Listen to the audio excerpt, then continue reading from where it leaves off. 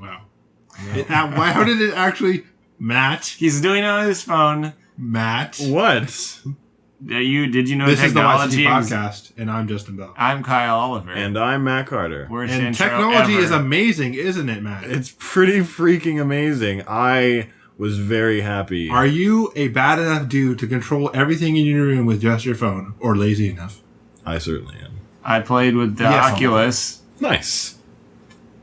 What? Oculus Rift? Yeah. How was it? It was good. That was the best thing at PAX, in my opinion. Never gonna buy it. Unless it's really cheap. I guess that's not fair. I'll buy it when it's really cheap. There you go. I think for a very long time it will be priced out of most people's range until they find a way to marginalize and efficiently make them so they don't have to price them so high. I feel like it's better suited as a non-gaming device. Interesting. I like virtual reality, just like. But we're not talking about the Oculus Rift. It was me tangent off of technology. How dare you make tangents? I'm the tangent. Hey, we can tangent from technology into Yu-Gi-Oh. Hey, look at me. Speaking of which, look at me. Roids. Wow. In this new pack we're going to talk about. Semi-new, because we're almost late to being new. I'm the captain now. No, that's no longer relevant because Tom Hanks was in another movie. Did you know? He was. They picked up that guy who played the Somali pirate in that movie just off the street. Yep, I did know that. And now he's never going to get work again, even though he did a really good job. Debatable. What do you mean debatable? Because of just literally saying I'm the captain now in a way that nobody liked. He ruined his career. What do you mean? You can't cast the guy who said I'm the captain now, because everybody will instantly know who he is. Hey, unless he's able to just eliminate his accent.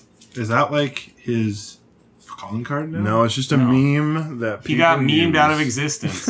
Is that his? Did they make a meme out of that? Yeah. Great. You didn't know that? Why did you even make a reference to a meme? You haven't seen him with the Captain America hat on and the shield. No. And you haven't seen him with like the Jack Sparrow face? No. Oh, yeah. Oh, this is greater than I could have ever imagined. Okay. I just thought you just made that up now. No. Well, Matt. He got memed out of his career. Matt was the originator. Whether or not he even had a career to begin with. I will say this once, and then we'll talk about Yu-Gi-Oh! I liked that thing before I knew that people made memes about it. Because it was obviously going to be believable, and that's how I thought of it. Now, I want to say one thing before we talk about Yu-Gi-Oh! Right. In the same vein of what I talked about before, for some random guy getting picked up, the Netflix made their own original movie, right? Yeah. It's about like child soldiers and stuff. Yep, that one. Pretty much. It was in theaters though, right? They did some scumbaggery. All right, no, they wasn't it the first movie released on Netflix and in theaters at the same time, something like that? Yes, but that's not relevant. What's relevant is that they originally wanted to only release it on Netflix. Yeah. But then they realized and they were told that they can't win an Academy Award or an Oscar unless they release it in theaters. So they did, and then a bunch of theaters boycotted it because they hated Netflix and their Oscar-grabbing ways. Well, I mean, that's not fair. It's like they thought the movie was good enough to win an Oscar, so they put it in theaters because Netflix makes really good content. Yeah. Their original Netflix content is, in general, high quality. Yeah, and the movie's really good, but that's not what I want to talk about. But the main point of what I want to talk about is they picked up the actor who played the main character, who was a child soldier just off the street. And I think he was an actual child soldier. Yeah. That reminds me of that one guy, that black dude who won an award for playing like a warlord in Africa, and that was like the only thing he ever won. Because he was like not known for being a high quality actor. But he was really high quality warlord. Yeah. So I just remember we were like looking at like past best actors, and we're like, that guy won best actor for what? And then we looked at the movie and we're like, oh, I guess. Now, whether a warlord can ever be of high quality in anything other than fear-mongering and killing people is something that is debatable. I want to say he was a comedian, but I could be wrong. What a random thing to transition into. Okay, so that's why it was weird. But Yu-Gi-Oh! This is Yu-Gi-Oh! And this is a card game podcast, and occasionally we talk about other things. Yeah. I was about to say occasionally we talk about card games. Occasionally I talk about my name in the third person, Matt Carter. Justin Bell on occasion feels very confused about Matt Carter's strange tendencies. How does Kyle Oliver feel? I'm good. For some reason, all I can think about is I was listening to NPR before. This is totally unrelated. For some reason, all I can think about is And I was listening to NPR before I got to your house where we're recording, right? And then some guy, they were just an interview with a guy, and they got onto the subject of his son getting a disease that literally got rid of his immune system, and then he lived in a room for 8 years and died. Whoa! Got rid of his immune system. Yeah. So it like removed your like bone marrow essentially production, and that produces all your like white blood red cells. And something else. So you basically have no immune system plus other problems. What a horrible disease! Mm-hmm. It is terrible.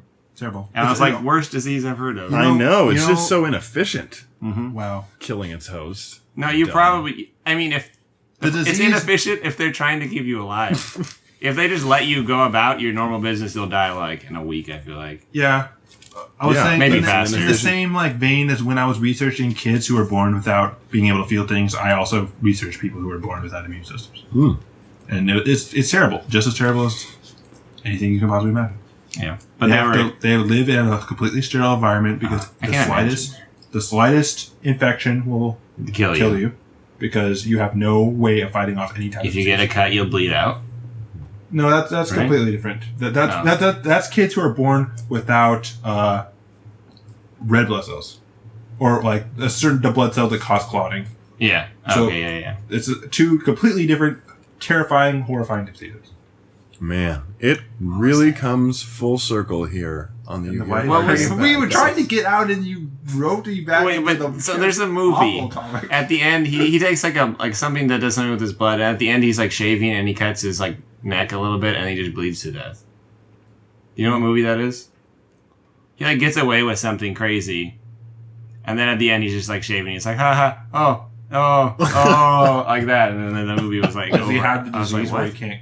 No, he took like a medication to for blood thinning or something like that. Oh yeah, that'll do it.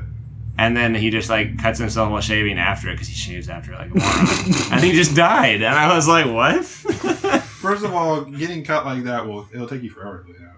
Yeah, well, I mean, it was just all of a sudden it's just like bleeding, and he's going like this, like rubbing his neck, and then he's like, oh no, oh, and then he's just like, oh, and then like cuts. So awful. It'd be simple to you could just staunch that wound really easily just by using any piece of clothing. Okay, I think if the person who is shaving on a super blood thinner cuts his neck, it's done. No. It's that the concept of person on super blood thinner shaves and cuts their own neck is hilarious.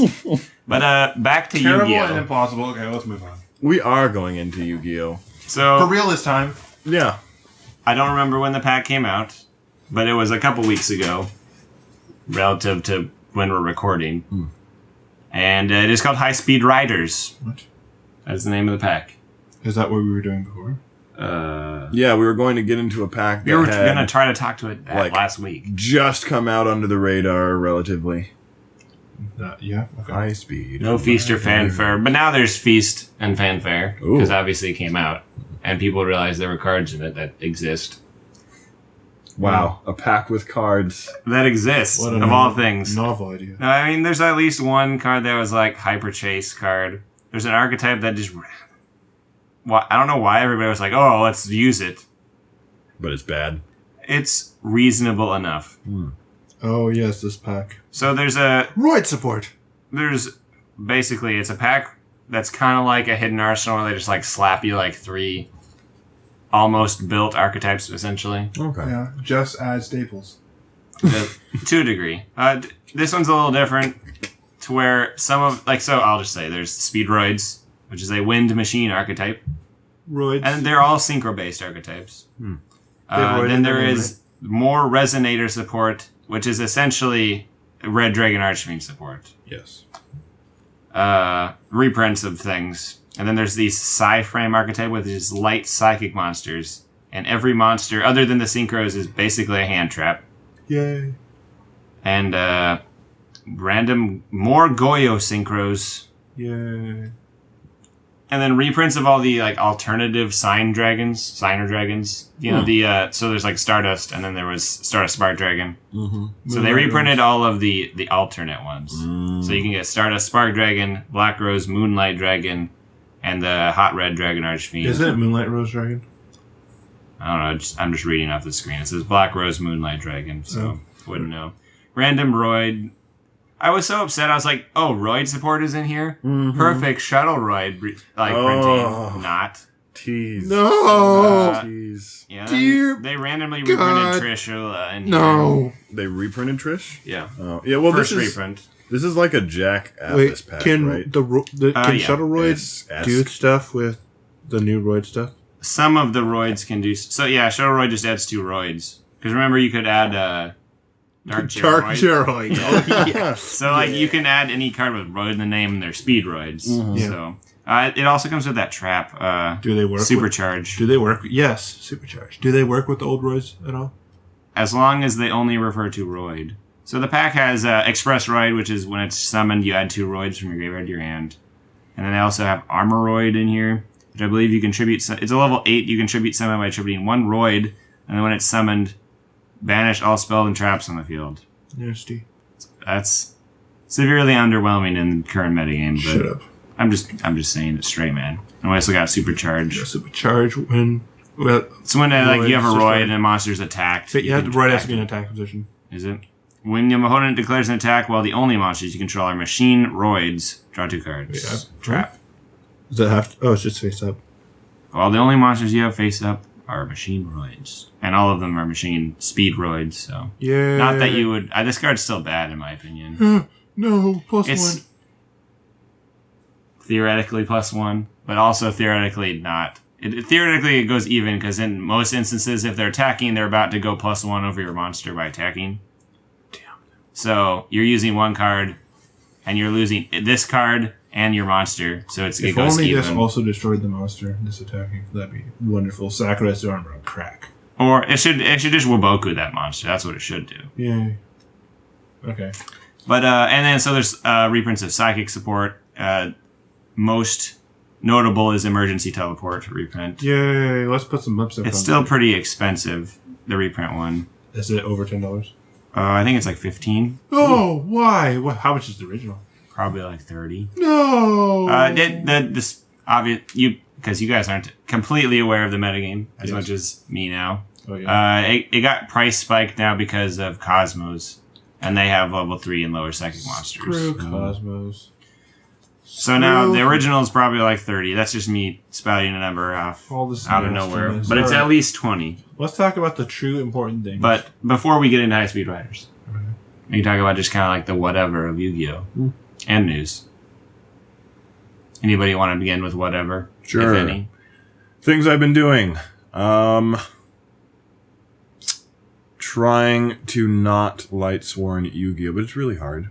This pack has great Lightsworn support, essentially. Just so Every pack has potential great Lightsworn how? support. Well, I'll show you why this pack has good Lightsworn support eventually. Once we get to it. That's what I was thinking. It's like it's fun to play around with other I like archetypes the and archetype. stuff, but Lightsworn is just a really awesome experimental just engine. It is. Sorry, but to segue back to what Justin said. So technically, it's not Lightsworn support. Sorry, it's Lightsworn support, I guess, because it doesn't have Lightsworn in the name. But back to Matt. Matt likes Lightsworns. Lightsworns. because They do things. They kind of jumpstart any deck because they move a bunch of cards. Yeah. So when you're testing anything that's not Lightsworns with Lightsworns, you get to see it more quickly. It's fun to have your cards doing your work for you. you just let them just kind of do their own thing. Like me and Matt were playing his card game earlier, and he made a new archetype that it's undead, but I call them zombies because they're pretty much zombies. Mm-hmm. And their point is they infect things, and they consume the resource in his game permanently. Usually, it's not consumed permanently in order to do stuff. And all the way it flows and works together reminds me kind of Lightsworns, because you kind of bank this like resource that you don't really have to work towards banking, and then you use it to do things that are pretty awesome. Yeah, and the cards all work together, and what you have currently allows you to make decisions, and every game is kind of different just depending on how the cards flow and what you get and what your opponent does, and that's... I was thinking that too. I was like, the way that I'm building my game is kind of what I like about Lightsworns, in that every turn or every game you have relatively unique decisions to make, at least now in the early stages, as I figure out what the heck is going on with my game and how other people play it. But I have been playing like Soulforge, which is a game similar to Yu-Gi-Oh! Basic concept is that you have 5 lanes. Monsters can only attack in lanes. Monsters have health, and monsters attack at the end of each player's turn. Does it have the health that goes? It sustains health over time. Yeah, it's Pokemon style. So like you take damage and persistent damage. And health. Yeah, I guess it is. And then there's spells and creatures and stuff. How does that match up to Hearthstone? Hearthstone. It's not a similar game to Hearthstone. Is it good? Yeah, Hearthstone is interesting. I kind of want to Both games are good. I have only on my phone right now. Like I stopped playing Clash of Clans. I stopped playing Monster Strike. I've stopped playing pretty much every game except for Puzzle and Dragons. So I'm kind of looking for like a more legitimate game to kind effect, like something like Hearthstone style. Like with Soulforge, there's a lot of substance. Yeah, there's a lot of effects and traits and kind of complexity and some depth. And with Hearthstone, it's just really easy to get into. And like the first time you play the game, you completely understand how the game works. But with, I mean, that's how it was when it started. And with Soulforge, there's a lot of things to learn because one card evolves while you play the game. That whole aspect of like when it goes back in, when you play a card, it puts another copy back into your deck. Yes. That is a leveled up copy of it. So it only works because it's a it's not a physical game. It's a digital card game. Is it a freemium game? Yeah. Yes. But you will be a lot better at the game if you pay money. Yes. Naturally. What do you mean? Like significant better card, power creep, better card. The better cards you have, the better you do. And better cards are really expensive for when you earn in-game currency. By buying better cards, it depletes your in-game currency a lot. So you buy the cards with actual money to get them faster. And it's not one of those games where there's like this kind of, you can be like, oh, I'll just play free and eventually get there. Mm-hmm.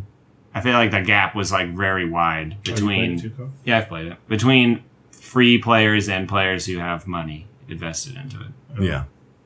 I mean, if you're going to be playing by yourself and you want kind of a challenging card game, then Soulforge is good. But if you want a fun and challenging card game, then Hearthstone is better. And I would almost recommend Hearthstone as a game to jump into and have fun. Yeah, like if you're looking for a good game. I remember I went to PAX and they had like, I'll have to show you this later. It's really big. But like they had like this Hearthstone tournament like sponsored by like MLG and stuff. I'm like, what the hell's going on?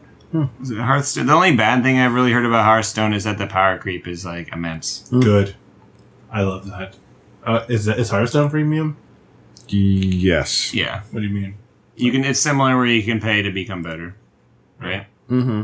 The thing about Hearthstone is that they have decks separated into character types. Like you can play an orc deck, for example, or a mage deck, or a warrior deck. Kind of the classes that are from the game. World of Warcraft. World of Warcraft, yeah. But in Hearthstone, so it's like any cards you acquire, if you like a certain play style, it's better for you. But in Hearthstone, there's like four or five different factions, and it's probably more fun to combine factions, but you can only make a deck out of 2 factions. And you cannot have any more than 2. You can have all of one or split between 2. And in order to experiment and play around, to deck build, which that game is pretty awesome at deck building, I think, it's not good if you want better cards and you want to win. Like finding ways to beat specific deck types with a specific strategy just gets really difficult when you're like squeezed for cards. But anyway, all of that is to say that I've been playing different card games to kind of reset my perspective on Yu-Gi-Oh! So that when I like officially go back to it, I will be less attached to Light Sworns and more receptive to trying other archetypes. Because I still don't particularly like Yu-Gi-Oh's method of archetype implementation. Agreed. But speaking of different card games, I forgot what that... There's that new, like, 4th tier game. And by 4th tier game, I mean, there's the big 3. Mm-hmm. Pokemon, Magic, in Yu-Gi-Oh, and there's like this 4th tier game that keeps changing. It keeps being the big. It's gonna be big, you guys. Oh. And there's this one right now. I forgot what it was. Force of Will. Yeah, Force of Will. Have you played Force of Will? No. I saw it and I was like, no. There was a guy who explained it to me. There's some interesting concepts. I was like, okay. It's basically, to me, it sounded like Magic. Like exactly the same as Magic. It's not a bad thing. And, except instead of having, land, you just have like a deck that's land. And you have like a captain, essentially kind of like ponies. If you ever played ponies. So you have like a main character who does something, but you can also, as your main character's action, like tap it to play a land, but it's like a stone, I think, from your stone deck instead. So like you make a deck of different lands, and you can run 4 of each land in there. And then you run like 11 lands, and you just kind of like build them up each turn if you want a land. So I like that a lot better than Magic, that aspect. If you just don't draw land, you're done. Where you don't clog up your deck with land. Yeah. Well, a lot of people complain about that in Magic, I think. Where you like get too much land, you only get 1, you just don't draw anymore, and you lose, stuff like that. Locked. But that was a nice workaround of that. I mean, Magic is so far and they can't really do anything about that. Unless they make things that like tutor land.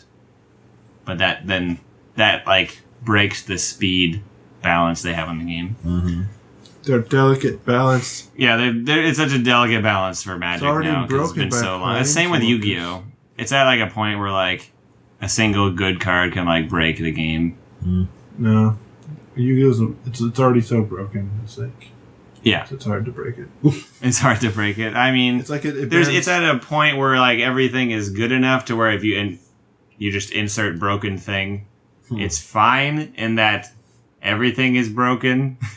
So insert other broken piece into machine. You can lose it's fine. The game machine is still broken. Not the best way to go about game balance, but I guess it works. It technically works because everything else is all like messed up. So there's not. It's like a bad power balance. The unfairness is obscured by the unfairness right behind it. Yeah. So. While it's like not cool, nobody likes to get unfair. Like it's like, oh, this new unfair deck beats all of our decks until we all adapt to the unfairness kind of thing. We adapt our already super weapons to counter. Our unfair super weapons must adapt to this other unfair. It's like there's a new country that invented a terrible, horrifying weapon, and we're at Yu-Gi-Oh is like a nuclear holocaust waiting to happen. Like every country, which by country I mean deck, has nuclear weapons, and we're just at a standstill. Ready to press the button. And then it's like, oh, you're open button, and then that's Yu-Gi-Oh. Oh, I won the duel. Like control decks. What are that? I haven't been doing much Yu-Gi-Oh. Is there anything that you want to do? Yu-Gi-Oh related? Yeah. Or did you see anything and go, oh? Did you ever melode? No. Melodious. There's no time for that. There's no time. Ain't nobody got time for that. I never play. I never go to Mondays. Never play when we're just hanging out either. I played you that one time, and then you were like, "Oh my goodness, I haven't played in forever." Yeah, the sense is dull. They go weak after a while. You have to like, surprisingly, it's something. It's like it takes like practice and like acquired instinct to be good at. I mean, it's not. I mean, it feels like riding a bike. Like as soon as you learn, you shouldn't like forget how to play Yu-Gi-Oh. The innate sense is still there when you go back, but you can't whip around a turn going 40. The instincts are dull. Yeah, like things, knowing when you can respond to things, and knowing situations in which you have to do stuff. Yeah, I feel like you lose like the reading potential. You don't go like, oh, this is how the opponent plays when they this. You like once you come back to after not playing a lot, all you have is just like how the game works. That's all you have. I mean, yeah. So it was interesting, but yeah, I'll eventually get it back in maybe. Well, especially with all these overbearing decks, if you lose that edge, you can get overbeared by like a bad deck. Like trees, Sylphans, they can overbear you. It's definitely not a good deck compared to like legitimate Yu-Gi-Oh decks. But I mean, like if you haven't played in a while, you could be using the best deck, and a person could just go all over you with Sylphans. The only thing that like was in my mind that I wasn't gonna say at the point, but like what I was thinking of when you beat me, was like, so this is what it's like to be bad. It's what it's like to just be bad at Yu-Gi-Oh. Like my entire life, I've never actually been bad at Yu-Gi-Oh. Like the only other time I've been that bad was when I first started when I was like in middle school. Oh, then the way back. Once I hit high school, I was like, God.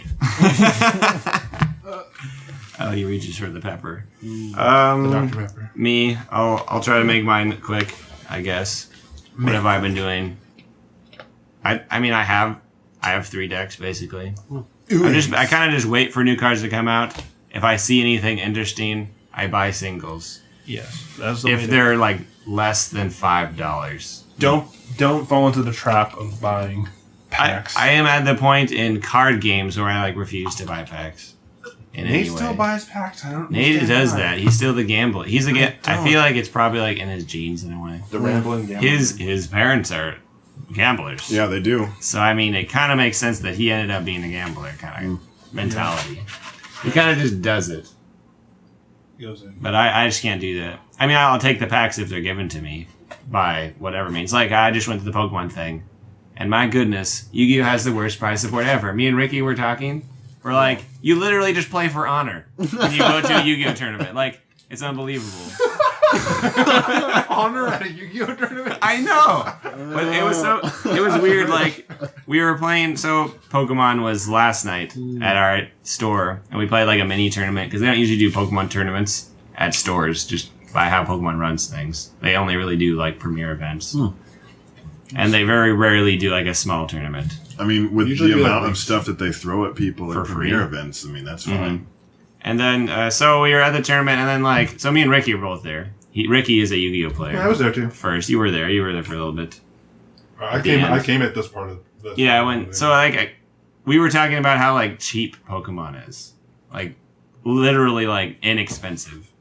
And then we're like, so then we're describing that Yu-Gi-Oh! Is really expensive, and he's like, oh, is that because you make money at tournaments? So, like, it's valuable to have good cards. And we're like, no, you basically don't get anything for winning a tournament. He's like, oh, well, then it must be really hard to get cards. And we're like, it's about the same as Pokemon. And then I was, like, thinking to myself, why are Yu-Gi-Oh! Cards so expensive? I was saying, why are they so expensive? To explain this situation, him and Ricky are talking to someone who doesn't play Yu-Gi-Oh! Yeah. Some random guy that Kyle's facing in that tournament. And this guy has no idea what Yu-Gi-Oh! Is about, pretty much. So he's kind of naively asking questions. I mean, all Pokemon players of a certain, like, caliber, I guess of a certain age, will basically understand that there's the big 3 games. Yeah. And you get to a point in card games where you just understand that those games exist, and they work in a way similar to this. And he was there, he like understands Yu-Gi-Oh! Is a game, it's a more expensive game, he knew that, just because I guess they know that.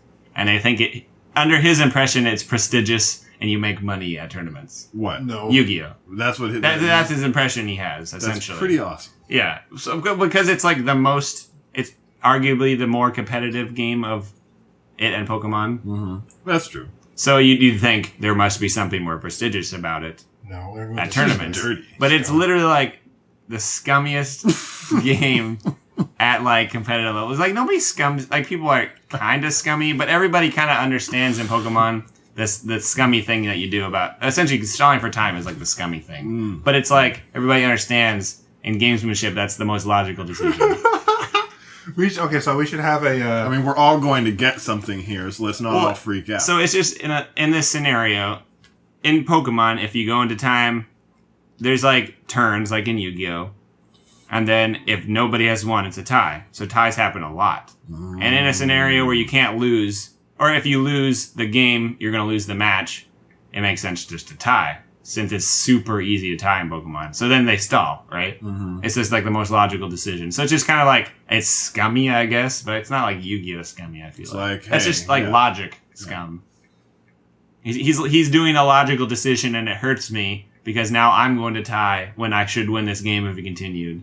Like, yeah, the burden of winning is now solely on you because this other person is not playing to win. They're playing to tie, which is a middle ground. So they're playing to gain the most points they can possibly get out of this round, which sucks for you in a way. But at the same time, it's technically your fault because you didn't play fast enough or you didn't do this. So like at super high level events, like a Pokemon player will be like, they'll be in game 2 and they won game 1. And it looks like they're going to lose game 2, so they just scoop immediately, so they go to game 3. Like, because they can't waste time because they don't want to tie. You should attach this image. This summarizes Yu-Gi-Oh. Doritos and MLG and weed? Yeah. Okay. I mean, like... the Doritos very much... No, I'm just kidding. But okay, so in that scenario, you win game 1, you lose game 2, scooping quickly, right? This is unbelievable. I mean, okay, so Pokemon's all about having fun. It was very child-friendly. Yeah. Well, and then the prize support is Yu-Gi-Oh! wonderful. Just about, like, being elitist for no reason. Exactly. I was just trying to understand swag where this ideals come from for Yu-Gi-Oh! Like, why? It's like swag. You're trying to swag blast your opponent. You, like, get these, like, freaking fancy deck All boxes. Secrets. What? All secrets. Yeah. All secrets, fancy deck boxes, spellground mats. I know. You, like, try to swag out forever. But, I mean... Pokemon has, like, the more swaggy cards. Yeah, but they throw them at you, don't they? It's Kinda. like you get some... I mean, there's full... I don't know. You tell me. I don't know. The thing is, it's just like, yes, they're more accessible, but that's just because they're just not as expensive. So I watched a video of, like, someone dueling, like, maybe a few months ago. Sure. And it had, it had that, like, someone, like, recording it on their phone.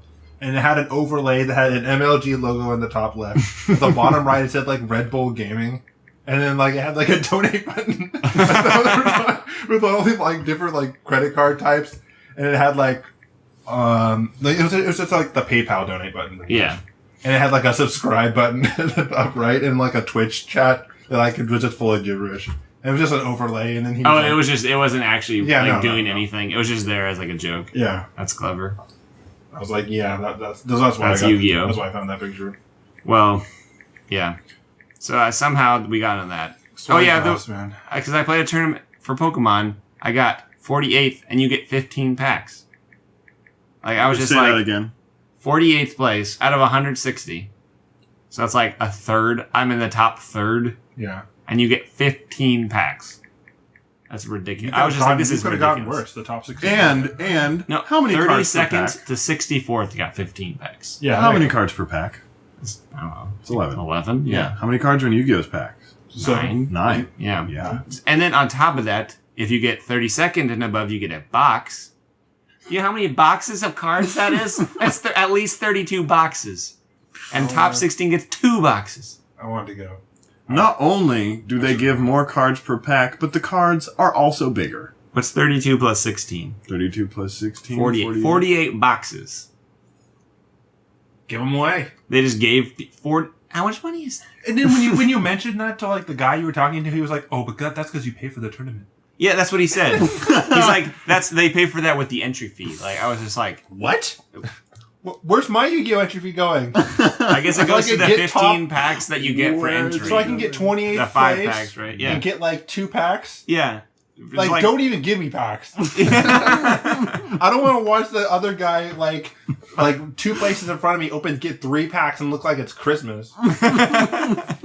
It's just so and everybody gets a mat. Everybody gets a really nice mat. That's some nice mom mentality they got going on. I was like, you like play your heart out, get 9th, get 3 packs. No mat for you. What? Everybody gets a nice mat. You get 9th, you get a box. No, you get 2 boxes in Pokemon.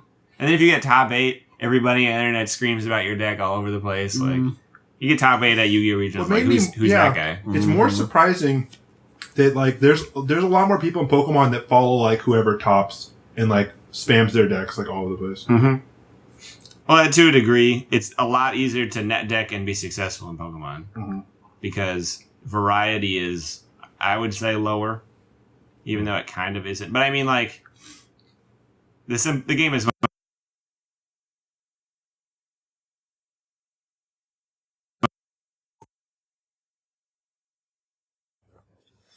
What is if you... Oh. Sorry about that. Technical difficulties. We're back. we pretty much obliterated...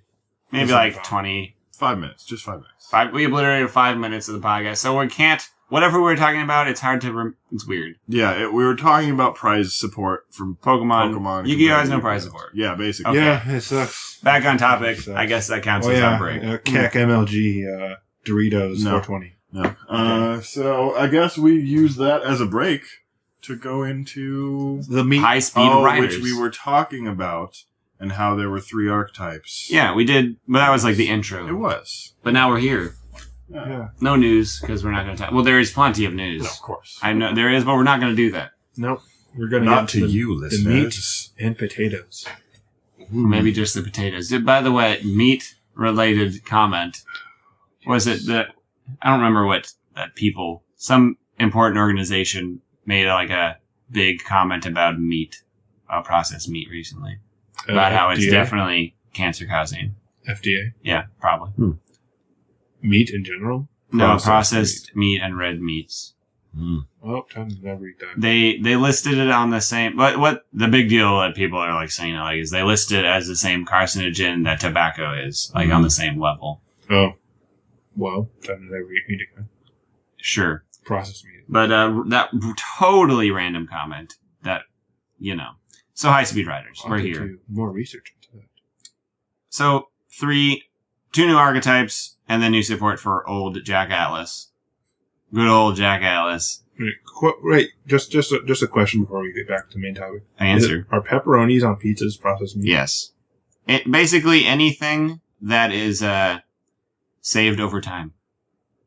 Any meat that is like pickled or like salted to maintain its freshness is a part of what they were talking about. Anything that you almost every type of meat. Yeah, except basically. for a few meats that you can get from the meat department or from a meat department, because things from the deli are sometimes processed there too. Mm-hmm. So since I only have cheese pizzas, it's all good in my hood. But Kyle with his pepperoni armadillos he's I don't have those very often, but I'm not sure if cheese is good for you like at all. Milk isn't very good for you. Milk is amazing. Not for you. But yeah, it's just amazing. Yeah, I understood. Amazing. It makes cake. Yeah, cake is amazing. Okay, really back to Yugioh, because today we're having trouble with that. Yeah, weird. Everyone's got their own tangent they want to push, their own agenda. It's because we're slightly uninterested in a certain way. Yeah. There's no shame in admitting it. Yeah, I was trying to think of a word that you said admit, and that was the word I wanted. That's good. And we're here. So, what should we start with riders. first? Should we do the relevant archetype, my favorite archetype, or Jack Atlas? Your favorite. Jerk Atlas. My favorite, the potential light sword Is that synergistic. a baby trap eater? No, it's not. No. So, speedroids. Machines, wind. And they're based around synchro summoning to a degree. And they kind of, hence the name, they kind of like swarm speedroids. And they're kind of just like really lame looking machines, in my opinion. Like a top. Theoretically, they should go good with roids, because roids are all about spamming pointless monsters on the field. Yeah. What I like about this archetype is as I've used in past comments or podcasts and articles, is that it's very dilutable. Which means you can take pieces out of it and it runs with those alone. It can build its own deck as itself. And then, lots of the pieces are separatable into other decks, which is nice. They have 2 really good synchros that don't need to be in this deck at all. Like, you can run the synchros in other decks. Like, potentially one of the best level 5 synchros, just in general. It's good. The level 6 is generic and interesting. I don't really like it. It's kind of weird that the level 6 is a reprint. It came out in the last pack as an OCG import, as an ultra rare. And then they immediately reprinted it as a rare in this pack. So, good on you, Konami. And by good on you, I mean why. Don't do this to us. So basically, I guess I'll just talk about them real quick. They have... I don't know where to begin. They're based on synchro summoning and spamming, and they have some kind of weird level manipulation, as well as a couple battle phase tricks. And then they have 1 trap that's irrelevant, so I'm not going to read it. I'll start with light sword things. Oops. That was close. So they have basically... this card is literally Necrogarda. Literally Necrogarda. Level 3 machine tune. It's a tuner, though. That's the difference. So it's Speedroid Tri-Eyed Dice, which is a terrible name to say. It should be 3-eyed dice, not tri-eyed dice. Yeah. But level 3 tuner, 300 attack, 1500 defense, During your opponent's turn, banish this card from your graveyard, negate the next attack this turn from a monster your opponent controls. And this is a quick effect. Yep. So it's exactly the same as Necrogardener, except it's a tuner. Great. I mean... And a machine doable. Lots of interesting things to be done with it, right? Mm-hmm. I mean, I was just like... Level 3 wind. Tuner? Like, I don't know if having it be a tuner is more beneficial for Lightsworns or not. I don't know at this point. I think they can get tuners whenever. Yeah, I don't know. It's weird. But hey, you could have one of each. You could have one of each. It's level 3, so it's different. So, and then was the other card that... Well, I mean, the other card that makes it work is this spell card called Speed Recovery. And it's a normal spell. It's target a Speedroid in your graveyard, special summon it. Period. These. Okay, then, during your main phase, except the turn this card was sent to the graveyard, you can banish this card from your graveyard and target a Speedroid in your graveyard and add it to your hand. Good. It's just another copy of your Speedroid. It's whatever Speedroid you want it to be. And this is the one. Yeah. This is the Speedroid that pulls the entire deck together. This is like just a really good card. That thing's pretty awesome. It's called Speedroid Terror Top. It's a level 3 wind machine, 1200 attack, 600 defense. If you control no monsters, you can special summon this card from your hand. So that's just good. When this card is normal or special summoned, you can add a Speedroid from your deck to your hand, except for Terror Top, and you can only use this once per turn. Wow. Oh yeah, baby. Really good. And then, so basically this card is the main engine, and I think this card is the second card. Special summons itself and then searches. It's got the Thrasher condition, where it's just, you have no monsters special. Mm-hmm. And then if it's special, it searches. Hmm. And then we also got this one, I think it's his partner in crime. This one looks cool, I think. Top shelf. Speedroid Takatomborg. I don't know what that means. I don't know what a Takatom is. Sure. Try to say it phonetically. Huh? Phonetic? Takatom. Where is it? Do they have it? They don't have a phonetic one up there. For Japanese? Or Yeah, there it is. English? It's also known as Romanagi. Okay. It says Taketonbogu. Speedroid Takatombogu. Okay, but this one, level 3 wind again. Another machine, of course. 600 attack, 1200 defense. Literally the reverse stats of Terror Top. If you control a wind monster, you can special summon this card from your hand.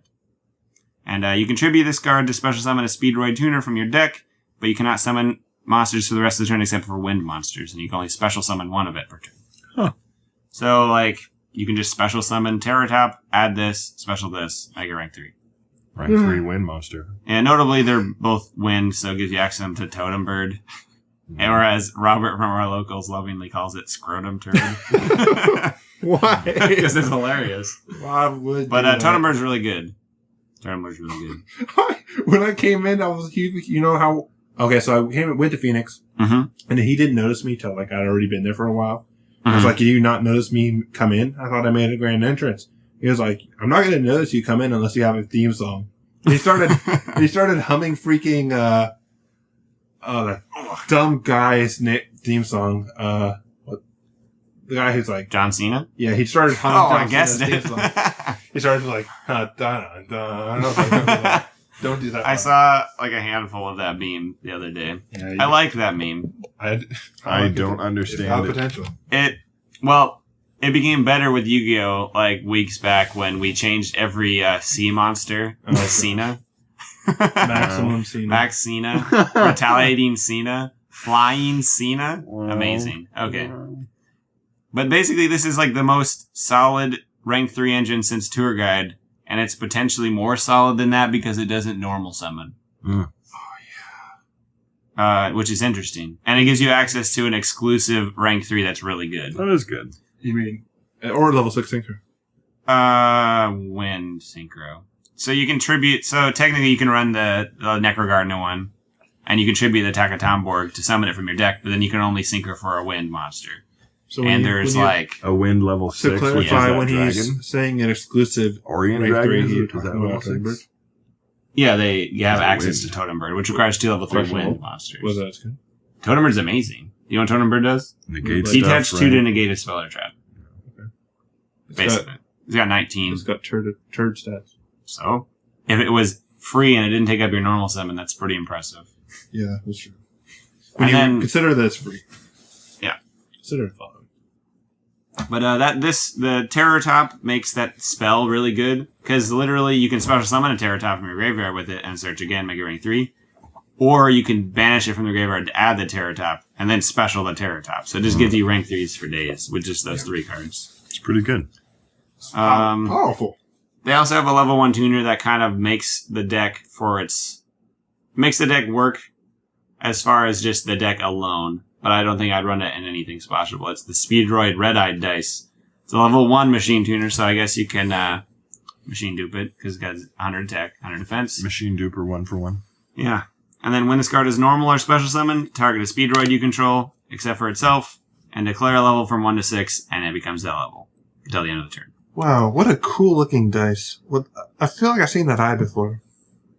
Is that the all-seeing eye? Sure. No. So what you can do is you can special the Terror Top, add this, normal this, and synchro for like anything between 2 and 7.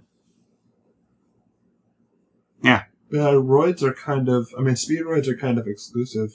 Hmm? Roids kind of help them out, but they don't help roids out at all. Yeah, they know. They're like, hey, speedroid, wind.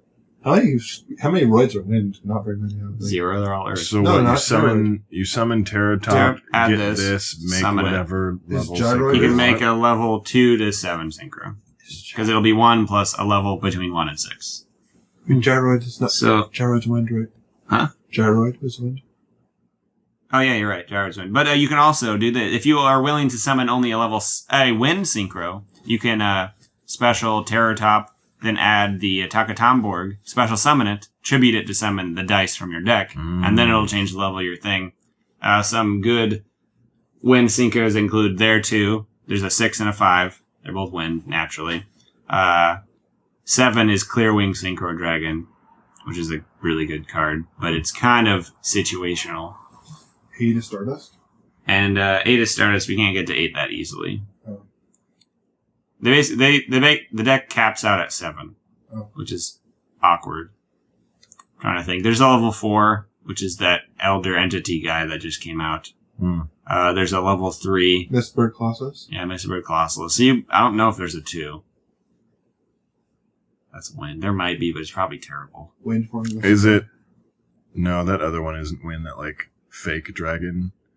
I was thinking that like maybe the Dragonfly, the TG Dragonfly, might be wind. Oh, yeah, that would make sense. But then why? Yeah, I think it's terrible. Jank Dankron's wind. But like in every instance where you can summon the level 2, you can summon any other level, so it doesn't matter. Smooth off of that. And I'll show you these two. I clicked on it instead of opening a new tab. Okay. Sad days. I'll show you these two synchros, and then you can tell me what you think of these. I'll begin with the 6 because I think it's worse, so you'll be underwhelmed when we go to the 5. High Speedroid Kendama.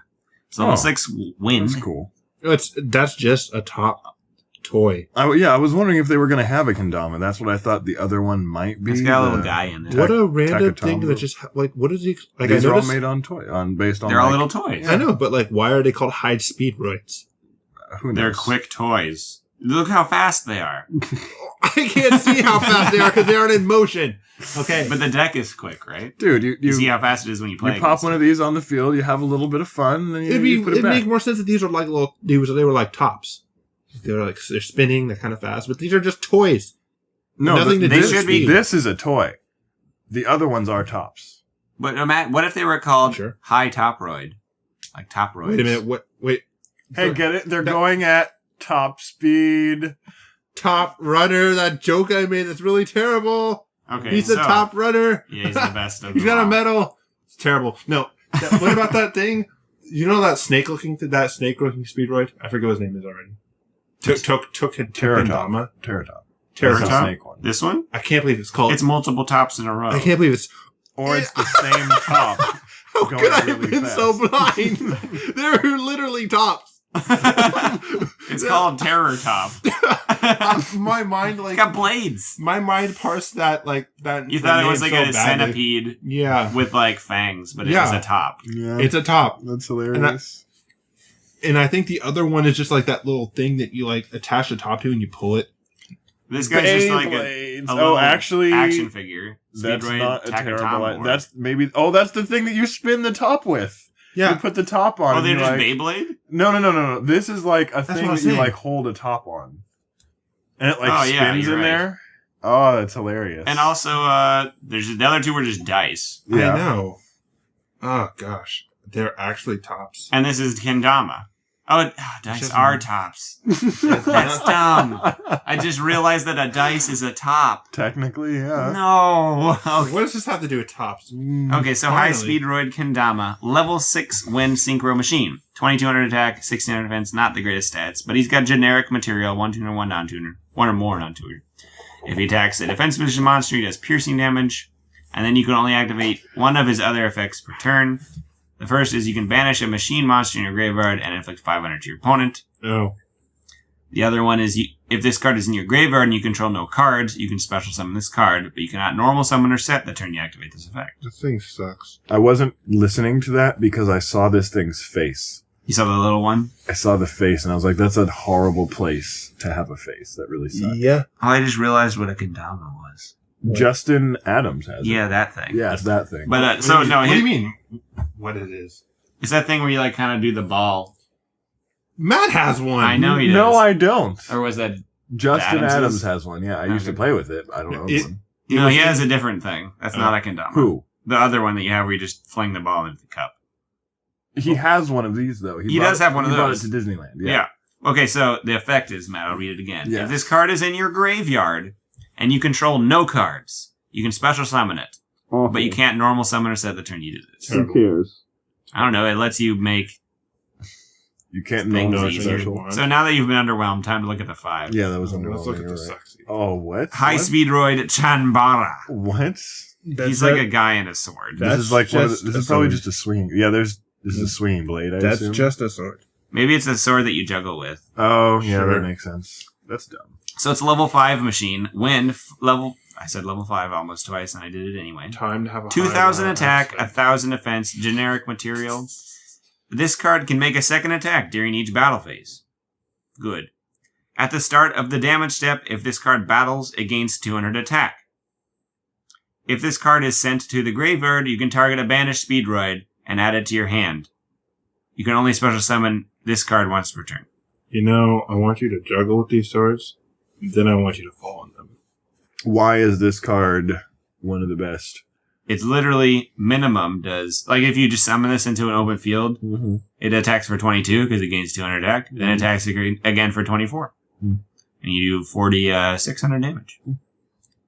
And then, it says you get a banished Speedroid card, not monster, sorry. So if you run never mind, that card's not a Speedroid card.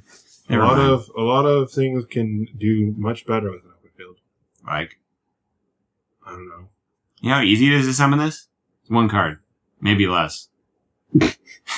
Bergzak does that much damage into an open field. Kokimare. No, it doesn't. It does. Does 4,000. Yeah. No, this does 4,600 Oh, and it keeps no. gaining attack. Oh, no. And also, this only takes one card still. Okay. It's just it's generic. You can run anything that does 5s. And if you can make this with like the Nodin. You run Effect Veiler, Instant Fusion, attack for game. Like, Yeah. there you go. Oh. That's It's like, oh crap, I can only make 4,000 with my field. Good thing I have an Instant Fusion, attack for game. Like, it adds 4,000 to like anything, like instantly. It's super easy. I think it's really good. What do you think, Matt? Yeah, it's pretty good. I understand its value. Despite me berating it, I think it's good. But I think it adds something usable to the game instead of just something terrible. Like, I mean, they could have just made a card that could only be used in Speedroids that might have been good in Speedroid. Like, it could have been this exact same card, but you could only summon it with a Speedroid on-tuner. Also, unattackable, untargetable. When it's destroyed, adds a Speedroid that's banished and a Speedroid from your deck to your hand. Yeah. And it can attack twice when it attacks over a monster. Yeah. But, I mean, this thing gets out of hand really fast, too, because it just starts gaining attack. Every turn, it can attack twice and gain 200 attack. Every turn, it 400 slices you, and then you just bleed a little bit more. By the end of the turn, it's 2,600. Oh, it drinks your blood and gets stronger. Do you know how weird it is that I just thought, man, I'm going to attack once and destroy a monster, and then I'm going to attack into the open lane that I just created. Wait, no, I have to attack any other monster that's there. Because you've been playing the other game. Yeah, I was like, oh my gosh, that's so weird. It's better, huh? But that's that things. And then I guess to go along with that, there's this card called Shock Surprise that kind of supports it. Shokudes. Is that the card you weren't going to talk about? No. I'm not going to talk about Speedroid Razorang Whoa, that's such a extreme. or Synchro Cracker. Or Dice Roll Battle. Wait, what? Who wants to play Dice Roll Battle? So Shock Surprise, normal spell. Card looks good. Banish up to 2 Speedroid monsters from your graveyard, then target that many cards in the field. Destroy them. Card is good. Yeah. That's pretty awesome. That's just a card. Especially when you have Speedroid giant knife to get Why them can't back. it just be roids? I can dump roids so Especially when you're running Life Thorns, you just randomly mill Speedroids. True. Dang it. Sorry. Yeah, that's good. Continuing on, we have, of course, to complete the things, we have Speedroid Double Yo-Yo. W yo-yo. This one kind of completes the engine, I feel like, for things you can do. Level 4 machine, Wind, 14/14. When this card is normal summoned, you can target a level 3 or lower Speedroid in your graveyard and special summon it. Of course you can. Yeah, of course you can. Like, Just wind it, Brett. huh? Yeah, except does Wind Up Rat special summon a monster that adds another Speedroid from your No. or Wind Up monster from your deck to your hand? That's why I hate it. Like, literally, you can go normal, get Terra Tap, add Taco Taco, wow. make a rank 3, make like Levier, get one of your banished ones back, make a rank 4, like. That's fun. Speedroid One card. Battle Arena Ulti Blade Max. All it is just Wind Up Factory. If they had a thing that searched, that'd be interesting. Another way to, this card is interesting. What's that card? The name, that's what I'm opening. Speedroid Menko. I don't like the name, it's weird. What is it actually? So it's a level 4. I've tried running it in things. It's definitely not terrible. I think it's like a card. Okay. It looks like a window. I like that in the Italian they're called Velociroids. That's pretty cool. But it's like, I don't know what it is exactly. I don't know what it is either. It's What's it called? It's a Menko? Speedorodo Menkoto. Menkoto. So it's a level 4 machine, 100 attack, 2000 defense. Ugh. Dude, When an Old opponent's school. monster declares a direct attack while this card's in your hand, special summon it in attack mode, and if you do, change all face-up monsters your opponent controls to defense. denied. It's like another form of Battle Fader, Denied. Has nothing to do with speedruns. but you can search it really easy. That's the thing, and you can recycle it like infinitely Denied. if you're running speed. Can you combo this with Defense Mirror Force? Oh yeah. I guess so. Get him! No, you can't. Get Why him, not? Dark Mirror Force. What does Dark Mirror Force do? You'd have to activate Dark Mirror Force, then activate that card. Yeah, activate when they attack. Mm-hmm. Dark Mirror Force chain Menko. Does that work? I don't know if that Sure. works. I feel like that wouldn't work. Yeah. Does it say when you can? No, you don't have to even activate Dark Mirror Force when they attack. Yeah, you only have to activate it on chain of an attack, kind of, right? So I don't know if this No, you one. can't. You can't activate Speedroid Menko after you activate Yeah. something else. You have to activate this in the first thing in the chain. Yeah. What does it do? I will find a use for Dark Mirror Force. When they declare an attack, you banish all defense mode monsters they control. Didn't they make like Amazing Mirror Force? They made like Shining Super Mirror Mirror Force. So you can go Maybe Dark it's- Mirror Force when they attack and chain Book I of can't Eclipse. describe how that's unhappy true. I was when I first saw that card. The better Mirror It doesn't Force. matter. I was like, It is better. oh my god! In the pack we're about to And then- get, have you read the new Mirror Force? And then it was $50. He's beating me with money. Have you? There's a better one now. There's a better one coming out in the next set. Do you want me to describe it to you? Give me a taste. When your opponent's monster declares an attack, destroy all attack position monsters you opponent control, then take damage equal to half their combined attacks, then your opponent takes damage equal to the damage you took.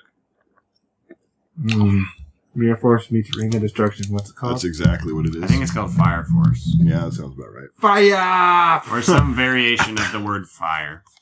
There's 1, 2 more Speedroids that I don't need to... Well, this one's worth talking about, I guess. This one functions in Light Sworns, too. In a way that's potentially more viable than the Double Yo-Yo. W. Speedroid, Ohaji Kid. What the hell is that? I don't know, it's like the kid playing the Does game. Ohaji mean toy? Maybe. Sure. I don't know. But level 3 machine, Wind, 1000 attack, 200 defense. When this card is normal summoned, Target a tuner in either player's graveyard. Ooh. Special summon it to your side of the field, and if you do, synchro summon a wind monster using that monster in this card only. So Yes.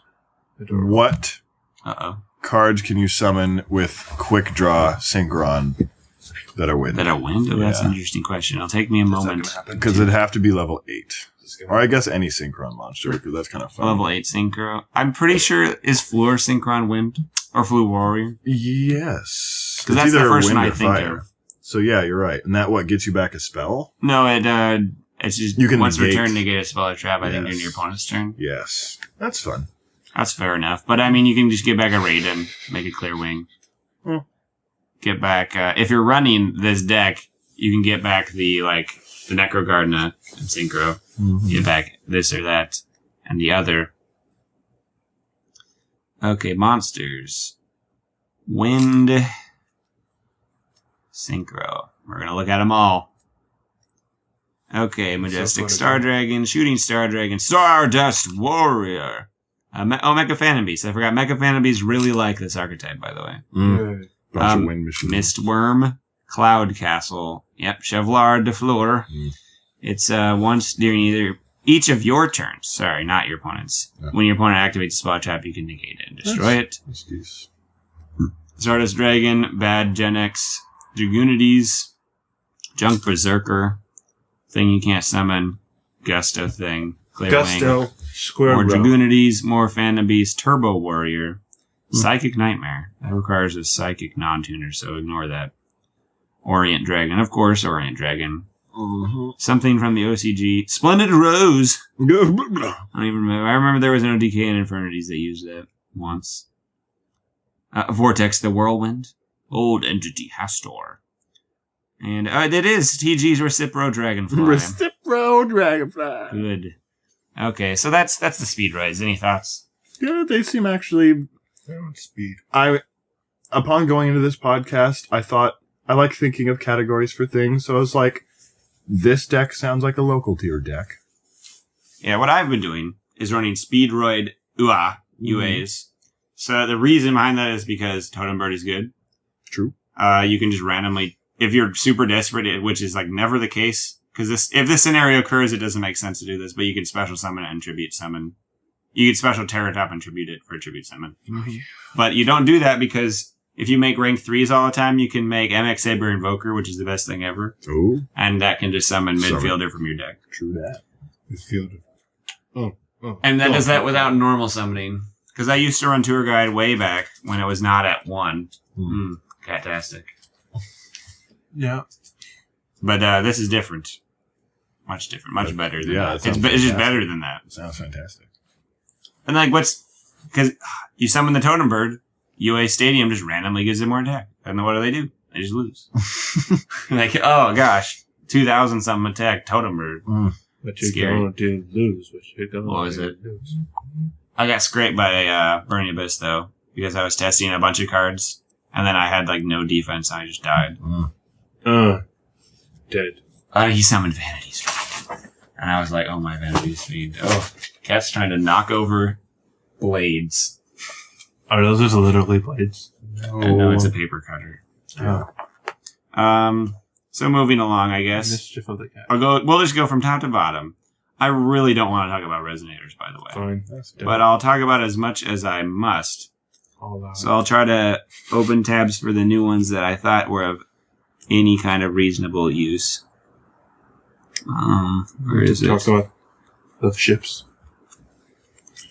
The golden. Okay, Golden so overlords. the only Resonator that I read and was like, oh, was Mirror Resonator. It's a level 1 tuner, Light Fiend. So one of those level 1 tuners that might be good, right? What a miserable existence to be Eating in my here. backpack. If your opponent controls a face-up monster that was summoned from the extra deck, and you do not, while this card is in your hand or graveyard, you can special summon it, but banish it when it leaves the field. What the hell? You can only use this effect once per turn. Once per turn, target a face-up monster your opponent controls. Treat this card's level as that monster's original level if this card is used for a synchro summon this turn. So basically, he's got that Shadow Fusion-esque special summon himself from the graveyard condition. He's a kind of glow-up bulb, but he can become a bigger level. if he feels like it. Don't do it. He's gonna Curiosity. I hear that it killed the cat. Oh man, he's sorry about rambunctious cat antics that are happening all of a sudden. I took a picture. It was adorable. We could maybe post it. It's just us doing the podcast with a cat. I'm like, no. Excuse cat antics for a moment.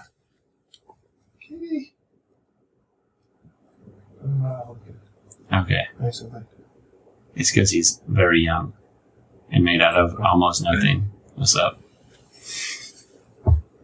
Sense your fear. I know. You know what dogs do to me? I try to avoid them, and they continue to move towards me. They always do it. They sense your fear. I wouldn't say it's fear. It's not me. I just don't want them. Yeah, distaste. I do not. By the way, fun fact: Kyle doesn't like animals at all. Yeah. We've talked about a lot of stuff. But that's not okay. But any thoughts on this mirror resonator, Justin? I mean, its point is just to copy levels. Well, I mean, you can just special summon it from the graveyard sometimes. Okay. I mean, usable. It just comes out and So if they control an extra egg monster and you don't, you can special it from your graveyard, but it's banished when it leaves the field. All right. And then when it's on the field, you can just copy the level of an opponent's monster to have it be that level. Oh, well, I guess it's situational, but it's got some use. Yeah. At the very least, it could be a level 1 tuner. It's so smart. The cat is so smart. Matt leaves with cat. Cat bursts through door. Comes back in. Hey, red sprinter. Funny. Sorry, excuse silence because cat. Oh, red sprinter, what's it do, Kyle? In fact, I'll read it. In fact, he'll read it. I'll get down on your level. Get on my level. Well, Kyle and Matt sit on the ground. I sit on the couch. But now I'm down here. Man, your computer's hot. Okay, so. Yeah, I know. First of all, let me say this is a decrepit looking thing. It's like a dino beast with hands. The hands make it gross. Yes, They're very gropey. Yeah, very gropey and very large compared to its body. So, 1700 attack, 1200 defense, level 4 fire, fiend. Effect, when this card is normal or special summoned while you control no other monsters, you can special summon one level 3 or lower fiend type tuner monster from your hand or graveyard, so pretty much resonator. You can only use the effect of red sprinter once per turn. So, yeah, I guess it's just their wind-up rat. Let's go. Yeah, and just when it's summoned while you control no other monsters in it, you bring back a resonator. And you basically just get to synchro. As long as you don't forget its kind of strange restriction, which it has to be the only one. No other ones. Yeah, it's got 17, which is nice for level 4. It's not like Debris Dragon where you draw it and you go, well, what's weird is I lose because of my emptiness. Resonators are all 4, right? What do you mean? They're level 4? No. They're level 3? They're all level 3 and lower. Which is weird because it's a red dragon archfiend type, but that doesn't even make red dragon archfiend. This? Yeah, I know. You don't. But, so then we'll talk about these new red dragon archfiend types. Yeah, I guess you let her up. So that other card, you can, when it's normal or special, you can summon a fiend level type 3 or lower fiend from your graveyard. Oh, okay. Tuner from your graveyard. Yeah. Okay. Yeah. It was a level 4 what? Fiend. Oh. Fire. Oh. 17. But it's usable. The card is usable. True. Some kid won't play that card and get, wasted. Because it's terrible, but okay. Let's talk about these synchros. Secret Rare, Red Wyvern, level 6, Fire, 2000. So respectable, I guess. Is this? But it's generic, tuner, non-tuner. So it's like Red Dragon. No. Gosh, it's like a Red Eyes Black Dragon. All I remember is I read this card and I was like, wow, that's good. And I immediately forgot what it did.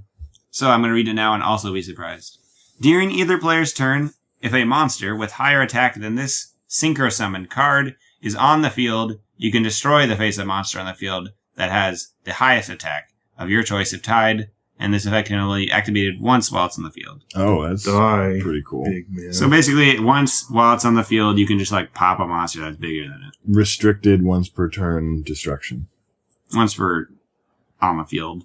Oh, is it once while it's on the field? Yeah. Oh, that makes sense. Big man on campus. But it's a quick effect, though, so... Die. You can just kind of, pop things. It kind of sits there menacingly. And it's generic, which I think is good. Once again, I like when they make generic things like this. Oh, that's a good 6. That are just usable. Yeah, and it's a dragon. Yeah, it's just a good 6. I'm telling you, it's an alternate copy of Red Eyes. Dude, this is Get rid of Orient Dragon forever. The good thing Debris still at 1. Darn. By the time we get in on this like weirdness, this weird dragon, red dragon, Archfiend Abyss. Yeah. Level 9 Dark Dragon. 3,200 attack, 2,500 defense. Let's do this. I'm reading this sideways. One It requires 1 tuner and 1 non-tuner Dark Dragon type Synchro monster. Obviously, So, Red Dragon Archfiend plus a level 1 tuner. during either player's turn, you can target one face-up card your opponent controls. Negates effects until the end of this turn. When this card inflicts battle damage to your opponent, you can target 1 tuner monster in your graveyard, special summon it in defense position. You can only use each effect of Red Dragon Archfiend Abyss once per turn. Okay, reading sideways is a really, really bad idea. Ugh. But, it's kind of got that weird like target a face-up card and negate it. It's kind of weird. But you can use that to negate cards, like they activate Dark Hole, and it's now a face-up card so you can negate it. Yeah, It's a weird ruling, but by that. That's how that works, though. Yeah. When I initially read that kind of thing, I don't think that's what it does. Yeah. Or you can do that, but you can do that. You think that it has to be like a continuous thing, but it can just kind of negate whatever. It's their way of like distinguishing between different things. So if they just said negate the activation of a card, then then you can't negate continuous things. yeah, things are already face up, so they do this, which is confusing in its own way, I guess. Yeah, but It's new, basically. Yeah, it's interesting, but like so that's a really good effect. And then on top of that, basically, there's always a tuner in the graveyard because you summoned this, and it can bring it back. Yay. Then there's like the uber leveled up version of that, which is Hot Red Dragon Archfiend Bane. Bane, that's What could be worse than the Abyss? It's the Bane. This one's a level 10 synchro. 3,500, 3,000. This one requires 1 tuner and 1 non-tuner Dark Dragon type synchro again. Excuse me. You can tribute 1 monster and target a Red Dragon Archfiend in your graveyard. Special summon it. Or Red Dragon Archfiend monster, which there's multiples. Like, you could summon another copy of this if you had one in the graveyard for some reason. Yes. When this card inflicts battle damage to your opponent, special summon 2 tuner monsters with the same level, 1 from the deck and 1 from the graveyard in defense. And you can only use each of the effects once per turn. So basically, if you summon this and you inflict battle damage, you get a red Scar Nova Dragon. That's how it happens. Got him. Because you get 2 tuners and a Red Dragon Archfiend. Got him. As long as you can tribute a monster to bring back the Red Dragon Archfiend. Zombies. So You can literally tribute himself. this is dumb. This thinks that these cards self-ladder into each other because you use their effect to bring back a level 1 and then you sync. And you sync it for this, yeah. Nasty. That's its only purpose. Yeah, but it's still usable and interesting. Usable is a generous term. I mean, you'd have to dedicate a deck. Yeah, like a 3,500 attack monster. This reminds me of the That days when summons they something used to that's run a Red Dragon good, Archfiend but deck. not It's that like, good. That's cute. Yes. And before moving on to the deck that people have given a legitimate place in the meta, we will talk about the 2 Yugioh synchros. Goijo. So we got the level 5 Yugioh Chaser. Kabuki Man. Level 5 Warrior, 1,900 attack, 1,000 defense, generic material. This card gains 300 attack for every Earth Warrior synchro on the field other than this card. That's like the most pointless effect. Nothing this clown looking should have that much attack. 19? Yeah. It looks pretty strong. But when this card destroys an opponent's monster by battle and sends it to the graveyard, special summon that monster to your side of the field, but its attack is halved. He looks like a buffoon. It's pretty much Yugioh Guardian, but level 5 with way less attack. Yeah. And then we got Yugioh Predator, the ugliest one. Yugioh Predator. It's a level 6 Warrior Earth, 2412, so not as good as Yugioh Guardian.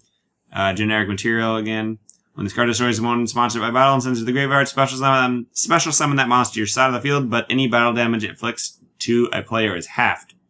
The difference between this and Yugioh Guardian is Yugioh summons in defense. So this one can attack something and immediately have it in attack mode.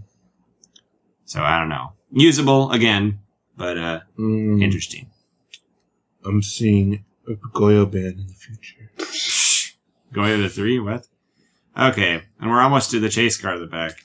We have made it to the Psychic archetype with level 1 Psychic tuners. They look maybe. Cool. They're called Psy Frames. And the idea behind the archetype is that there's the Psy Frame Driver, which is a normal monster. And then there's Psy Frame Gear. And basically he like wears the gear and becomes like a menace. Oh, I love Greek words. Yeah, we got Psyframe Driver, then Psyframe Gear Alpha, Beta, Gamma, Delta, and Epsilon. Oh, they have Epsilon. I love Epsilon. Where is Theta? And then they have the two boss monsters, which are synchros. There's Psyframe Lord Zeta and Psyframe Lord Omega. Oh, there we go. And then the synchros are basically the Psyframe Driver just wearing a bunch of the Psyframe gear. That's what the picture is. But so the Psyframe Driver, I don't have it open. It's basically just that guy who wore all that armor in the Atlantis Yu-Gi-Oh thing. Read his flavor text. So Psyframe Driver is a level 6 psychic normal monster. Yum. 2,500 attack, 0 defense. Good. Have 0 defense. He's a psychic soldier that rides into battle against the security forces on currents of lightning using an automatic amplifier called Psyframe. He doesn't even have 100 defense. He has no defense. What a badass. Basically. Okay, so then the Psyframe gear. We got 5 gears. Yeah. One, Giru. 4, 5. Okay, I'll just begin in the order they were presented in the pack. So we got they all have the same effect to a degree. Psyframe bondage. Gear Alpha, yeah, bondage, I guess. Alpha is just kind of like a bondage suit, It's a bunch of belts and a helmet. And claws. You mean a dominator suit? Yeah. So Alpha, it's a level 1 psychic light tuner, 500 attack, 0 defense. This card cannot be normal summoned or set, must be special summoned by a card effect, and cannot be special summoned by other ways. I mean, how else would you special be summon? Amazing. When your opponent normal or special summons a monster while you control no monsters, except during the damage step, you can special summon this card from your hand and 1 Psyframe Driver, which is the normal monster, from your hand, deck, or graveyard. Yes. And if you do, add a Psyframe card from your deck to your hand, except for Alpha. Woo! During the end phase, banish the face-up monsters special summoned by this effect. Who gives a crap? Yeah, I don't understand why it says that. What? Must be special summoned by a card effect and cannot be special summoned by other ways. Because there's that means you can't pendulum summon it. Oh, That's like it. I guess that's true. That is a really funny distinction. I literally was thinking that until I said it as I was realizing it. The response. I was like, well, that means you have to inherently summon it. You can't inherently summon it. There's no way to do that. You can pendulum summon it. That's like how it went through my mind.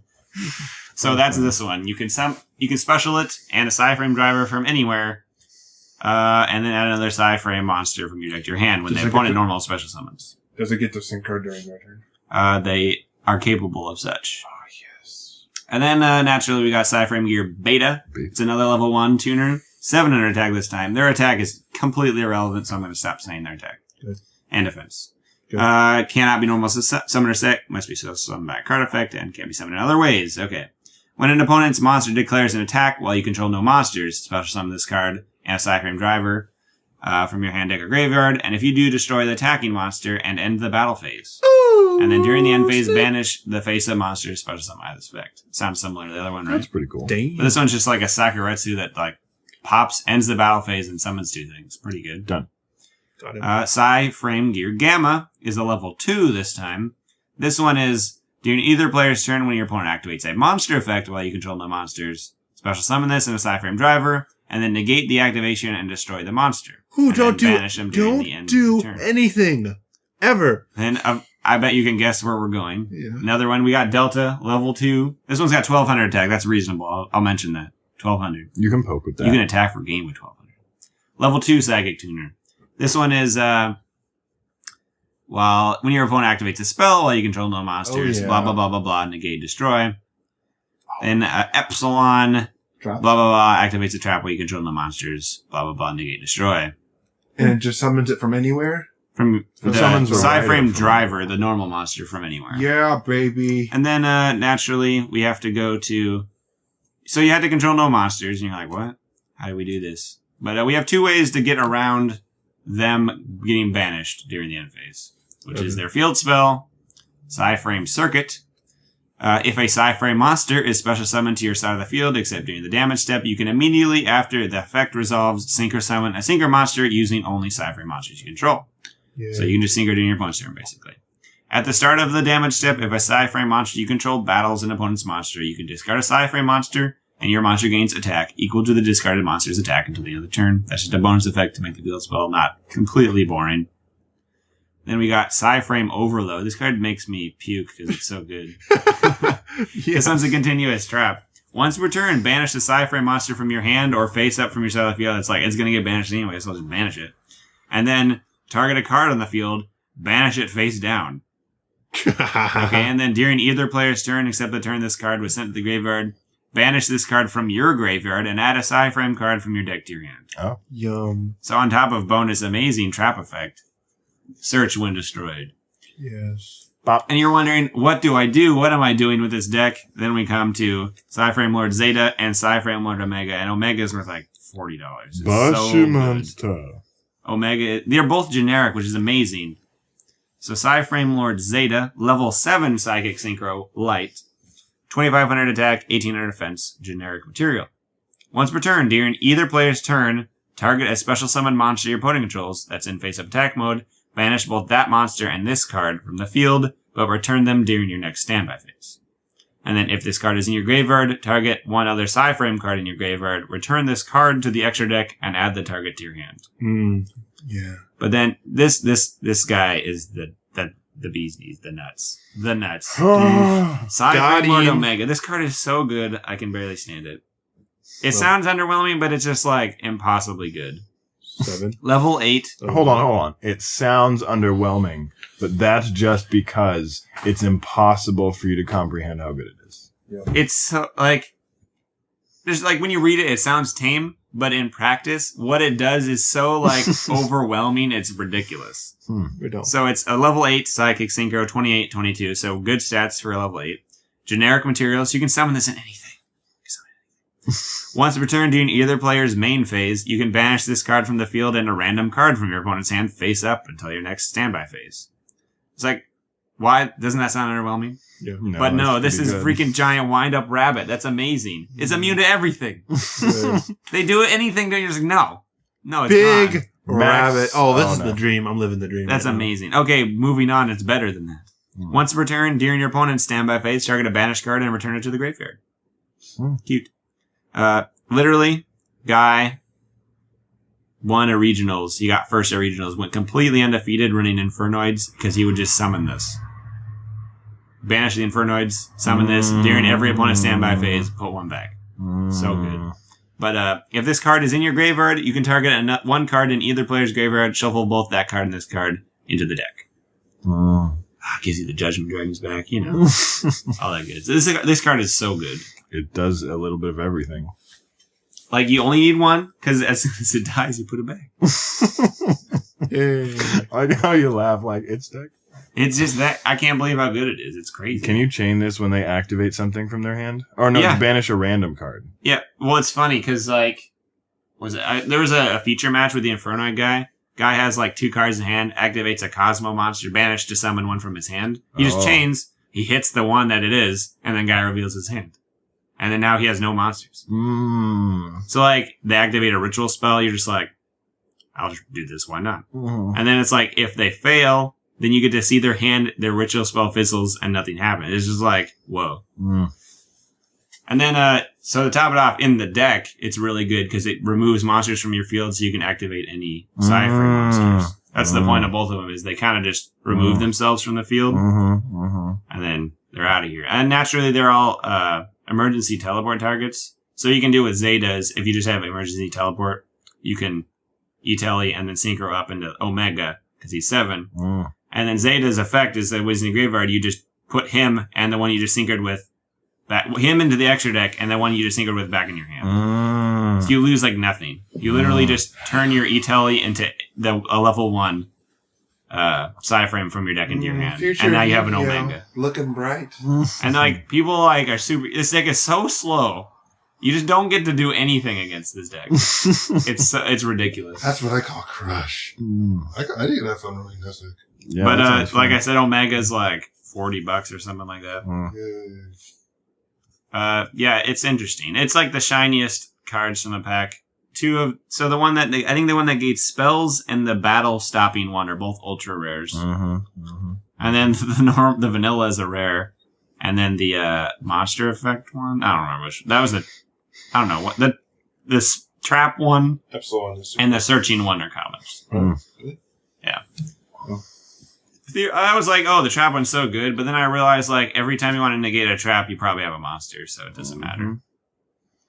But basically, the deck list is 3 of all of them, literally 3 of every card, and then 1 of each of the extra deck monsters, plus generic traps. Like that was the deck. I was like, okay, yes, never seen a deck that made stuff like that. Yay!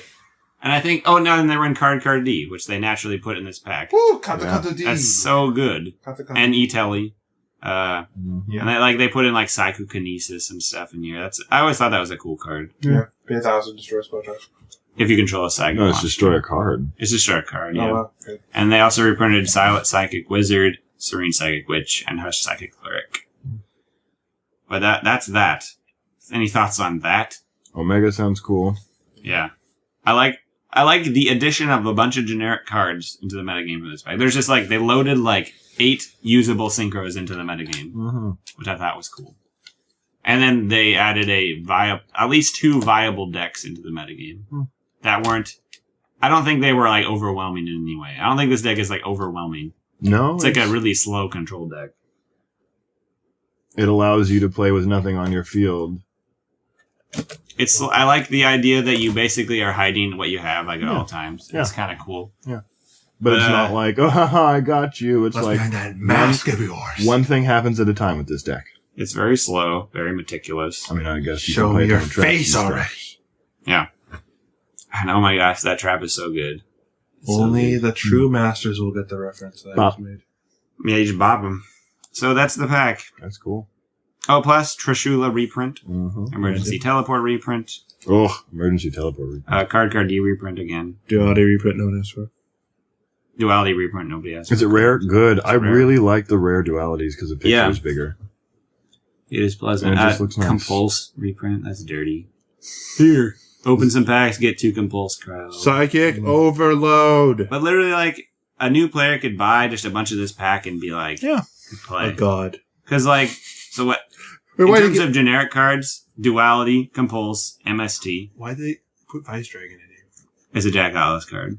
Oh. You go special, Cyber Dragon, Normal Summon Resonator, Red Dragon Archery. Okay.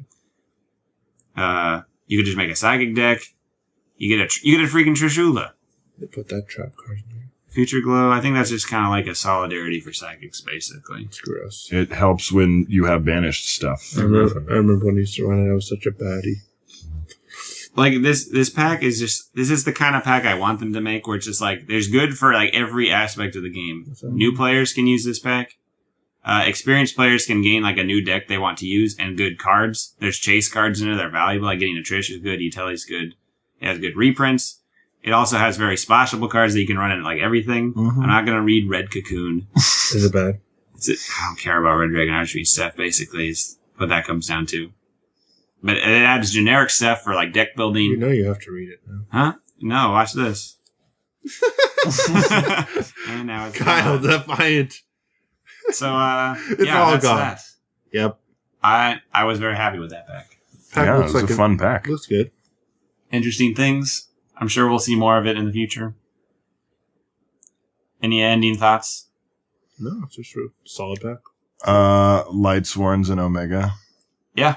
I was just oh my goodness. It dies. You shuffle the cards back you want. Looks like the ultimate permission deck. I want to play it. It is basically the ultimate permission deck.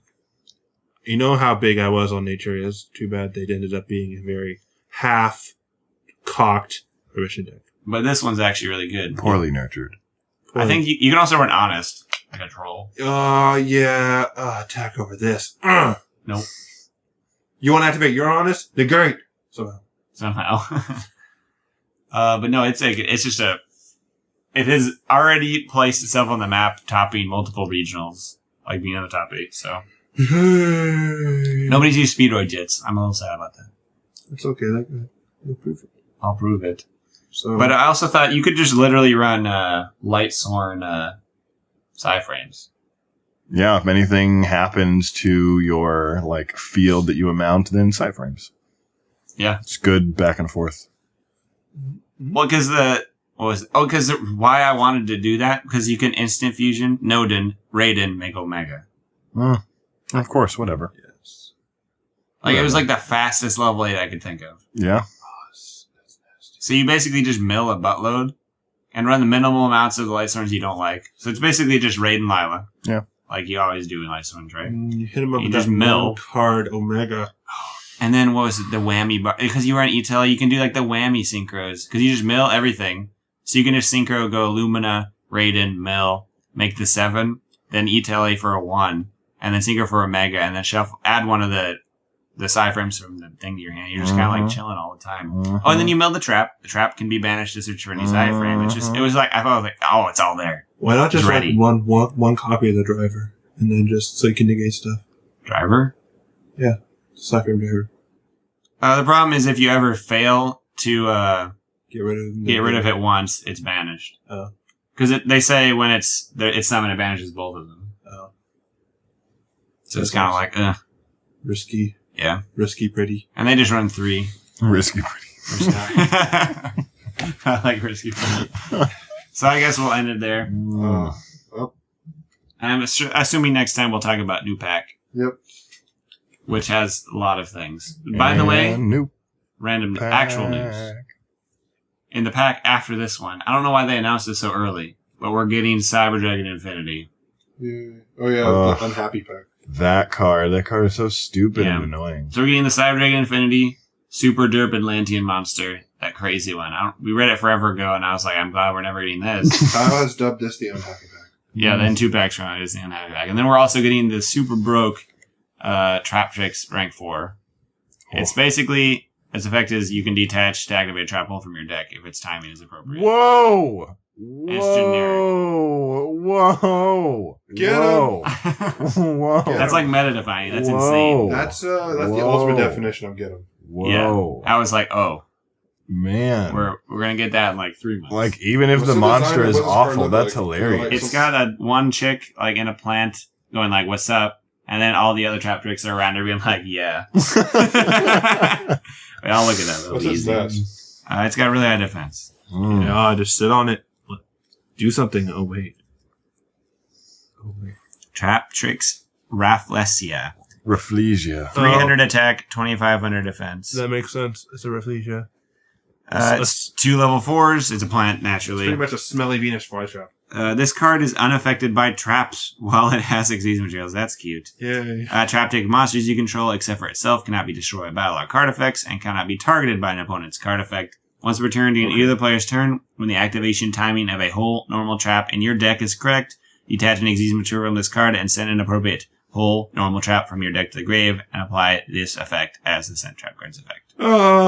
You lied to me. It's better than you said it was. Yeah. It's just unaffected by stuff, and it makes everything else unaffected. No, it's only unaffected by traps. Yeah. So you can't break through it or fiend it. It makes any like trap tricks you summon unaffected by. Yeah. By It literally avoids Reliquary. It's hilarious. Yeah, it's not activating the trap. It It changes its effect. That's to the got trap. 25 That's defense too. That's hilarious. nasty. It's generic, so you can run everything. It's so good. And then Rafflesia's like, "Hey, what's up? I'm smelly. Get at me." And they're like, "Yep." Man, this stinks. And they're like, yeah, so? So, smells like victory. It smells like victory has defeated you. Yeah. Victory. I'll look at the Atlantean monster to show you too as well, because it's so good. I hate this card. He hates Atlantean. It's a 1. Nephtabis, the Atlantean prince. Level 1. First of all, I'd like to point out that I couldn't remember if it was a girl or a guy. I thought it was a girl when I first saw it, but it's definitely a prince. Yes. Level 1, Sea Serpent, Water, 800 attack, 0 defense, Water. You can send an Atlantean monster from your deck to the graveyard, except for another copy of itself. Add an Atlantean card from your deck to your hand, except for another copy of itself. So it will activate the one you send's effect when you send it, and then you'll add another one. Ugh. Insane. Okay. If this card is sent to the graveyard to activate a water monster effect, target an Atlantean in your graveyard other than another copy of itself and special summon it. And you can only use each effect once per turn. So basically you can Activate an Atlantean from your deck to add an Atlantean from your deck to your hand. And then when this thing is sent to the graveyard by Abyss Megalo, by either tributing it or discarding it to summon Abyss Megalo, you summon an Atlantean from your graveyard. Sounds pretty awesome. Sounds pretty broke, so. It's in the middle of everyone's business. It does wait. It's like, imagine if Gen X Undine didn't add a crappy Gen X controller and added exactly what you wanted. And additionally, when you tributed it or discarded it, it did something you really wanted anyway. Anyway. Good. Just imagine that. That's what that card is. Single-handedly bringing... To top it all off, you poop gold. Yeah. It's coming out of my butthole. Oh man, Atlanteans he's are so going from perfect. 0 And to to top it all off, he poops gold. That print is so amazing. It's one of the... See, that pack... When that pack comes out, it's like I don't want to play Yu-Gi-Oh! That's what... Like, I legitimately don't want to have to play Yu-Gi-Oh! When that all happens. Having Nodin and Cyber Dragon Infinity out at the same time is It's abysmal. tiresome. It is abysmal. So on top of that, Nodin is particularly good in Mermails. Yes. Mermails. So Phoenix infrequently appears and he's just running Atlanteans because that's all he has, or Mermails. And you go Nodin, bring back Dragoons, and then you can make Abyss Dweller and detach the Dragoons and search. That's cool. That's really good. That's cool. And it still has like 22. That's Yeah, and All it gets the Phoenix boost. has is Mermails? Yeah, he sold his collection forever ago. for big money. Lots of money. How much I know money? he works some stuff out, like thousands. He works at that thrift store. Was it money? Dollar Tree? Oh, poor Phoenix. He should work somewhere better. I don't know. I'm sure. I think he likes it. I think it's like his first job, so. Yeah. Fair Everybody should just work at Fred Meyer if they're not working at a good place. enough. Yeah, No jokes. I know. Kyle, But I don't know what I would want to do there. That's So- It doesn't matter. yeah, I'll just make an application soon. Yeah. Next week, this week, who knows? Yeah. When I'm free and I think about it. Okay, actually ending the podcast now. All right. So next time, we will definitely be talking about the new pack, which I don't remember what it's called. But it's got stuff in it. It's got new Cosmols. Is it like Chaos Control or Chaos like Riptide or Chaos Riptide. Let's go with that. We'll talk about Chaos Riptide. What a cool pack. No, I'll find it. It'll take me a few seconds. Kyle can't live with him. Oh, I remembered at one It's point. not this one. It's the pack after this one. it's It is called Dimension of Chaos. Oh. Ugh. We reached a Riptide. Chaos pack. And I'll do a quick preview. It's got a Red Dragon Archery monster on the front. Again, more of this. Scary. We got some more Performa Pals. We got some more Super Heavy Samurai. We got DDDs. We got some random Raid Raptors, some Perform Mages. A Legendary Fisherman 3. Gaia. Charging Gaia, the Fierce Knight support. Blackluster Soldier support. The Magus Specters. Boring. More Ignites. Gradles, the most boring archetype ever. Random stuff. And then we got some exclusive. We got Cosmos and Cosmols. Then we got a bunch of Kaijus. And we get basically every DDD card ever Finally. as the imports from the took OCG. took so long. I know, I Which don't is even care. Which is fine. Yeah, I know it's fine. It's whatever. Mm. We already have enough. All right. And for the preview, I'll do Gameciel, the Sea Turtle Kaiju. Oof. It's a That's level 8 Aqua. pretty awesome. 2200 attack, 3000 defense. You can special summon it by tributing it to your opponent's side of the field in attack mode. And you can special summon it from your hand if your opponent controls a kaiju to your side of the field.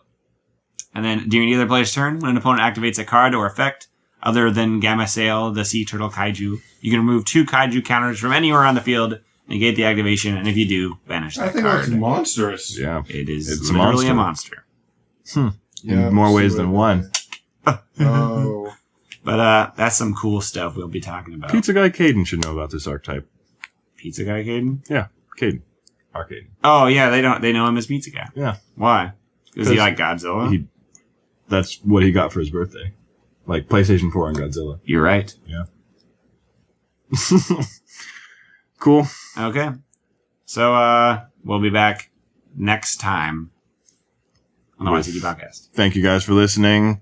I'm Matt Carter. Kyle Aldrich. I'm Justin Bow. Hit us up. Website, email, ycgpodcast.com. You know the drill. Absolutely. Oh, and I'd also like to mention that for anyone who is potentially confused or wants to know a little bit more about flip summoning.